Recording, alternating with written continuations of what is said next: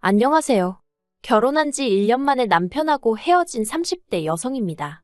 한심하게 들리겠지만 어쩌다 보니 신혼초부터 신우하고 같이 살았어요. 그렇지만 남편과 헤어지게 된 건 전적으로 신우 탓만은 아니에요. 사실 저를 제일 미치게 했던 건 매사 어정쩡하고 확실한 입장을 취하지 않는 남편이었지요. 그게 저를 위해서가 아니라 시댁 식구들을 위한 건 너무나 당연한 사실이었고요. 막말로 결혼한 지 1년, 서로 눈만 마주쳐도 불꽃이 피어야 되는 시기 아닌가요? 그런데 남편의 뜨뜻미지근한 태도를 보고 있으니 타오르던 불꽃도 순식간에 사그라들었습니다. 그리고 초장부터 이런 결혼 생활을 앞으로 좋게 3, 40년은 이어가야 한다 생각하니 너무 까마득했어요. 그래서 이혼하자고 했더니 어머님은 저더러 오누이간의 우애를 다 끊어놓는다면서 나갈 거면 난리법석 부리지 말고 조용히 나가랍니다. 제가 누구 좋으라고 조용히 나가나요?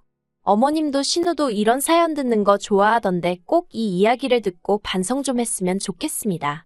아들 인생, 오빠 인생 망친 건 당신들이에요. 남편하고는 사회생활을 하면서 알게 된 사이예요. 일적으로 만난 사이였는데 연인 사이로 발전하게 될 줄은 몰랐지요. 하지만 부지불식간에 서로 마음이 통해서 알고 지낸 지 6개월 만에 진지한 만남을 시작했어요. 그리고 당시 둘 다 이미 홍기가 가득 찬 나이여서 바로 결혼 이야기가 나왔습니다. 그래서 제 나이 34, 남편 나이 36의 부부의 연을 맺게 되었네요. 결혼 당시 남편은 남편대로 저는 저대로 자취를 하고 있었어요. 남편이나 저나 소위 시골이라고 불리는 서울에서 제법 떨어진 지역에서 올라온 사람들이었거든요. 다만 차이가 있다면 남편은 자기 빌라에서 살고 있었고 저는 오피스텔 전세로 살고 있었다는 거지요.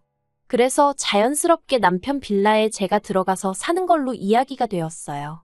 그렇게 된 데에는 어떻게 보면 그렇게 될 수밖에 없던 이유가 있기도 했는데 남편은 그 빌라를 투자 목적으로 샀다고 했습니다. 원래는 아파트를 사고 싶었지만 아파트는 너무 비싸니까 비싼 아파트 단지 근처 빌라라도 사면 시쳇말로 부스럭이라도 주워먹는 식으로 집값이 동반 상승하지 않을까 그런 기대를 했었다대요. 그런데 하늘 높은 줄 모르고 쭉쭉 올라가는 아파트와 달리 남편이 산 빌라는 오히려 가랑비에 옷 젖듯 조금씩 떨어지기 시작했고 게다가 그 빌라가 방 3개에 화장실 2개로 남편 혼자 살기엔 집도 크고 관리비도 부담스럽고 무엇보다 남편 회사에서 멀거든요. 그러니 정작 자기는 회사 근처 고시원에 살면서 그 빌라는 전세를 줬었다는 거예요. 그런데 세입자가 갑자기 사정이 생겼다며 나가겠다고 하니까 새로운 세입자를 구하려고 했지만 그마저도 여의치가 않았고 그래서 어쩔 수 없이 남편이 회사 근처 자취방에서 나와 빌라 생활을 시작하게 된 거지요. 그런데 이제 저랑 결혼까지 하려니까 재산은 다 빌라에 묶여있지. 그러니 나름대로 생각해낸 묘수가 저랑 그 집에서 신혼살림을 시작하는 거였을 거예요. 빌라 값이 단 1,000만 원이라도 올랐으면 팔아버릴까 생각도 했는데 그것도 오히려 2천만 원가량 떨어져서 남편 입장에선 지금 팔면 손해다 싶기도 했을 거고 그렇다고 결혼을 미루기도 뭐했을 테니까요. 그런데 저도 바보같이 그때는 그래도 집이 있는 남편이 대단하다고 생각했어요. 속빈강정인 것도 모르고 말이에요. 남편이 아주 입만 살아가지고 똑같은 상황도 자기한테 유리한 쪽으로만 저에게 포장을 해서 얘기를 했던 탓이었지요. 그래도 어쨌든 남편 집에 들어가 살기로 하면서 저도 아예 손해만 본 건 아니었습니다. 어떻게 표현해야 할까 싶은데 집이라는 게 인테리어랄 것도 없었고 그래서 처음엔 남편하고 리모델링이라도 할까 했거든요. 그런데 대대적으로 다 때려부시고 새로 하려면 못해도 3, 4주는 있어야 한다는 거예요. 그런데 저나 남편이나 서울에 따로 연고가 있던 것도 아니라 3, 4주씩 살던 집을 비우고 어디 가 있기가 마땅치가 않았어요. 제 오피스텔 계약 기간도 애매하게 끝나가고 있었고 한 달씩 연장은 안 되는 상황이었지요. 그리고 무엇보다도 리모델링 비용이 부담스러웠던 것도 사실이에요. 아무래도 남편 집으로 제가 혼수를 해서 들어가긴 했어도 집 자체가 솔직히 제 마음에 쏙 드는 것도 아니었는데 4천만 원씩이나 드리기는 아깝더라고요. 계산적이라고 뭐라고 하는 사람도 있겠지만 저한테는 4천만 원은 거금이었기 때문에 결혼이고 사랑이고를 떠나서 계산을 아예 안 할 수는 없었습니다. 아무튼 그래서 그냥 들어가서 살게 되었어요. 그런데 그렇게 신혼살림을 시작하고 한 달도 채 되지 않았던 시기였어요. 하루는 어머님 아버님이 연락도 없이 저희 집에 오시더니 할 이야기가 있다고 하시더라고요. 그건 바로 신우에 관한 이야기였습니다. 신우에게 남자친구가 있다는 사실은 알고 있었어요. 정식으로 소개를 받은 적은 없었지만 저희 결혼식에 남자친구를 데리고 와서 친인척분들께 인사를 하고 다니는 모습을 보고는 저 혼자 속으로 짐작은 하고 있었지요. 그런데 알고 보니 결혼을 생각하고 있을 정도로 진지한 사이였던 모양이에요. 남자는 서울에서 나고 자란 사람으로 직장도 서울이었던지라 그쪽 집안의 선식도 신혼집도 서울에서 하길 바란다는 이야기를 전하시며 그래서 말인데 저희더러 신우가 시집갈 때까지만 데리고 있으라시대요. 신우가 결혼 준비부터 시작해서 이것저것 챙길 게 많은데 매번 기차를 타고 다니게 할 수는 없는 노릇이지 않냐시면서요. 솔직히 당황스럽고 내키지 않았던 게 사실이에요. 이제 신혼의 단꿈이 막 시작되었는데 남편은 어떻게 생각했는지 몰랐어도 제 입장에선 신우가 불청객처럼 느껴졌거든요. 하지만 제가 목소리를 내기에는 굉장히 애매한 상황이었습니다. 어머님 아버님이 대놓고 말씀은 안 하셨지만 어쨌든 집을 당신들 아들인 남편이 전적으로 해왔으니 남편의 여동생이 좀 와 있는 게 무슨 문제겠냐고 당연히 와 있을 수 있다고 생각하시는 눈치였거든요. 그리고 하다못해 남편이라도 나서서 그건 그거고 이건 이거다라고 딱 정리를 해주면 좋겠는데 그런 액션도 딱히 취하질 않았고요. 그래서 이래저래 약간은 울며 겨자 먹기로 알겠다 했습니다. 그리고 그렇게 신우가 저희 집에 들어오게 되었는데 초반에는 결혼 준비에 필요한 상담도 받으러 간다 어쩐다 신이 나서 돌아다니더니 언젠가부터 그런 얘기가 전혀 들려오질 않대요. 다만 퉁퉁 부은 눈을 보고는 어느 정도 이유가 짐작이 가긴 했지요. 하지만 굳이 따로 묻진 않았어요. 시부모님도 가타부타 뭐 말씀도 없으셨고 파토 났던 거예요. 그런데 진짜 문제는 결혼이 무산되었음에도 불구하고 신우는 도통 내려갈 생각이 없는 눈치였습니다. 그래서 제가 어머님 아버님께 조심스레 앞으로 신우의 계획이 어떻게 되는지 혹시 들은 바나 아시는 바가 있으신지 여쭈어 보았지요. 그랬더니 어머님이 속상해 죽겠다면서 구체적이진 않지만 선보고 결혼해서 빨리 나갈 거라고 조금만 참고 기다리라 하시더군요. 그런데 신우 나이가 33으로 솔직히 어린 것도 아니었어요. 그렇다고 능력이 특출났던 것도 아니고 피아노 과외를 하고 있었는데 그걸로 자기 먹고 쓸 돈이나 충당하는 수준으로 버는 눈치였지. 저희 생활비에 보태라고 단돈 10만 원도 내놓은 적이 없네요. 어머님 아버님이나 남편은 한가족끼리 무슨 돈을 받냐는 시기였지만 솔직히 저는 아무리 그래도 성인 여성이 남의 집에서 얹혀 사는 상황이면 어느 정도의 성의는 보여야 한다고 생각했거든요. 그런데 오히려 그렇게 생각하는 저를 야박하고 쫌스럽단 식으로 몰아가길래 더 말도 안 하고 못했습니다. 그러다 한 번은 남편이 뼈있는 농담처럼 집주인이 괜찮다는데 뭘 그러냐며 저에게 웃었는데 제 귀에는 네가 이 집에 해온 게 뭐가 있냐고 꼽을 주는 것 같기도 했고 자격지심이었는지도 모르겠네요. 아무튼 당시에는 나서지 말란 소리로밖에 안 들리더라고요. 그러다 일이 생긴 건 올해 초였습니다. 신우는 친구들이랑 여행을 간다고 했고 친정부모님은 친정부모님대로 서울에 병원 검진도 있고 해서 올라오셔야 하는 상황이었어요. 친정어머니 생신도 마침 주말이었고요. 그래서 제가 친정부모님께 그러면 병원도 다녀오시고 저희 집에서 제가 생일상을 차려드릴 테니 그것도 드시고 이틀 정도 계시다 가시라 했지요. 제가 직장 문제도 있고 해서 고향집에 자주 내려가 보질 못하는 상황이었으니까요. 참고로 집에는 비어있는 방이 하나 있었고 가끔 시부모님이 오시면 주무시고 가시기도 하셨습니다. 그런데 저희 친정부모님이 올라오기로 되어 있는 날 신우가 왜인지 아침부터 입술을 대빨 내밀고선 집안을 들쑤시고 다니더라고요. 그리고는 기어이 11시쯤 나간다더니 안 나가고 있는 게 아니겠어요. 친정부모님 오실 시간은 다 되어 가는데 안 되겠다 싶어서 아가씨 안 나가냐고 물었습니다. 그러자 신우가 같이 여행 가기로 한 친구들과 싸웠다면서 기분 더러워서 안 갈 거랍니다. 그러더니 집 안으로 쏙 들어가서는 방문을 걸어 잠그더라고요. 생각지도 못한 불편한 상황에 제가 이를 어쩌나 싶어 발을 동동 구르던 찰나 친정부모님이 오셨습니다. 어쨌든 친정부모님을 그냥 돌려보낼 순 없었으니 집 안으로 모셨어요.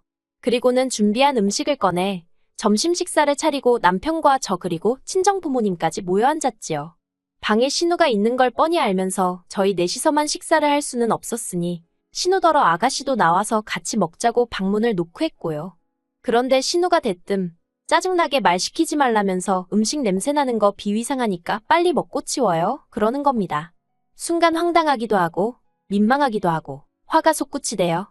100번 양보해서 저한테 말본새가 그 모양인 건 참는다 쳐도 저희 친정부모님이 오신 걸 뻔히 알면서 나와서 인사 안 한 거 그래 사돈지간이니까 윗사람 아랫사람이 어딨냐고 왜 내가 먼저 인사해야 되냐고 따진다면 그것도 100번 양보한다 쳐요. 하지만 아무리 그래도 저희 부모님이 어른이고 손님인데 지 기분 나쁘다고 방문에다 대고 새언니인 저한테 악을 써대는 게 정상인가요? 그러자 저희 친정어머니가 괜히 당신들이 와서는 사돈처녀가 편하게 쉬지도 못하게 되었는가 보다며 어찌나 민망해 하시던지 너무 속이 상하는 거예요.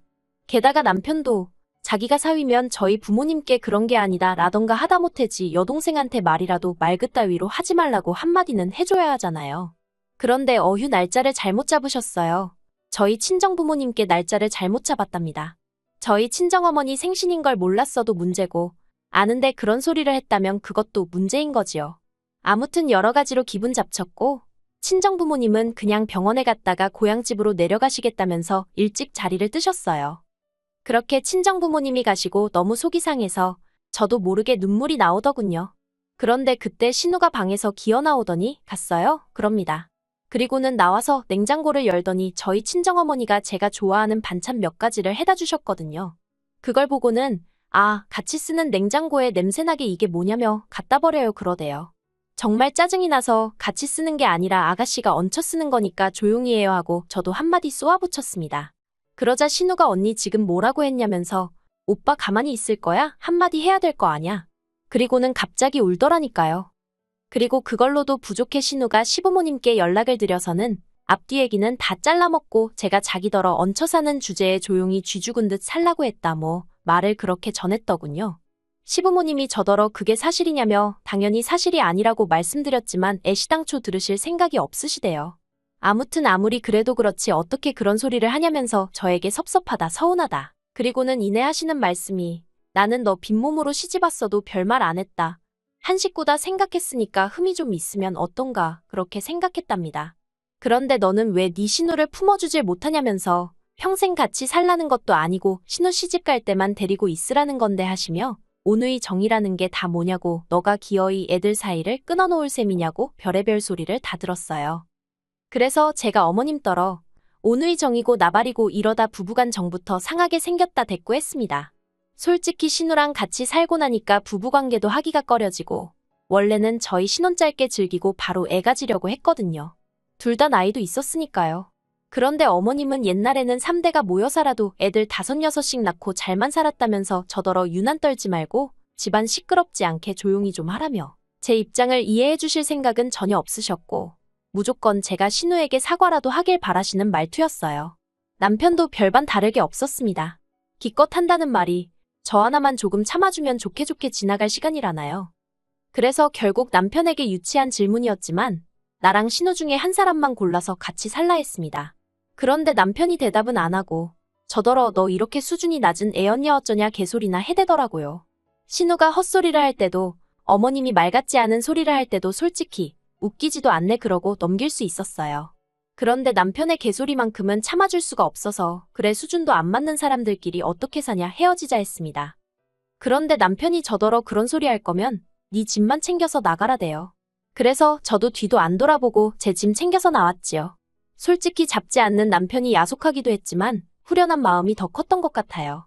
그리고 여담이지만 혹시나 청약이 될까 싶어서 혼인신고를 안 했기에 남편과 헤어지겠다고 마음먹고 나니까 모든 게 일사천리로 진행이 되는 게 신기할 지경이었네요. 그리고 그렇게 다 끝났다고 생각했는데 그 집에서 나오고 한 달 좀 지났을 때였어요. 신우가 집에 남자를 데리고 들어왔더랍니다. 그래서 졸지에 남편 집에서 신우가 남자친구랑 동거를 시작했다며 남편이 하소연을 한답시고 저한테 전화를 해온 거예요. 그래놓고는 자기 여동생이 이렇게 개차반인 줄 몰랐다면서 저한테 자기가 다 잘못했다고 이번 한 번만 없던 일로 하고 들어와주면 안 되냐입니다. 제가 미쳤냐고 됐다고 그랬어요. 한번 네 잘난 여동생하고 그 비위 맞춰가면서 살아보라고요. 솔직히 신우가 저희랑 살면서 집 청소 한 번 한 적이 없고 설거지 한 번 지 손으로 한 적이 없는데 한 번을 미안해한 적이 없으면서 오히려 시부모님만 믿고 기고만장해 있었거든요.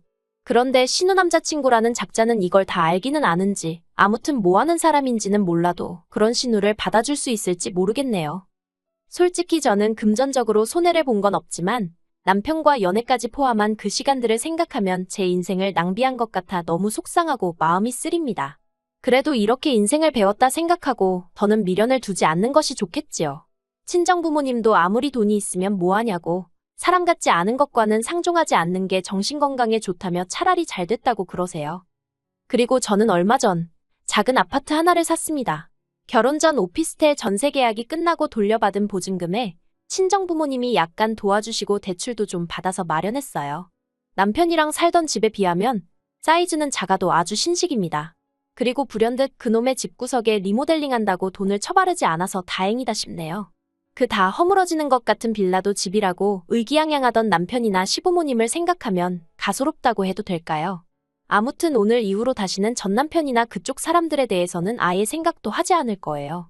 그리고 장담컨대 신우는 그 말본새 못 고치면 시집 못 갑니다. 어른이고 윗사람이고 모르는 아나무인에 능력이 있는 것도 아니면서 정신 좀 차리고 살았으면 좋겠네요.